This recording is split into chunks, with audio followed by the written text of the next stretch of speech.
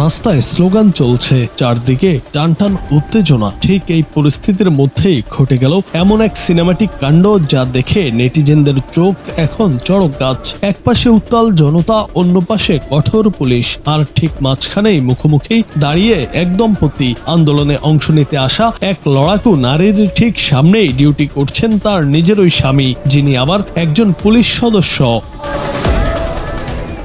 Social মিডিয়ায় ছড়িয়ে পড়া একটি ভিডিওতে দেখা যাচ্ছে বিক্ষোভকারীদের প্রথম সারিতে দাঁড়িয়ে থাকা এক নারী স্লোগান দিচ্ছেন, আর ঠিক তার সামনে হেলমেট ঢাল হাতে দাঁড়িয়ে থাকা পুলিশ সদস্যটি আর কেউ নয়, স্বয়ং তার বেটার হাফ। এই অভাবনীয় মুহূর্তটি ক্যামেরা বন্দী হওয়ার পর থেকেই নেট দুনিয়ায় হাসির রোল পড়েছে। নেটিজেনদের কেউ বলছেন একেবারে প্রফেশনাল লাইফ আর পার্সোনাল লাইফের চরম সংঘাত, আবার কেউ রসিকতা করে লিখেছেন ভাইয়ের কপালে আজ রাতে ডাল ভাত জুটবে কিনা তা নিয়ে গভীর সংশয় আছে।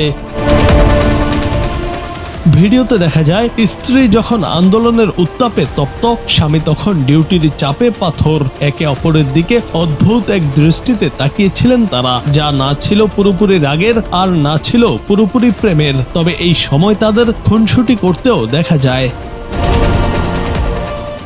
জুনায়েদ আহমেদ, বাংলা টিভি।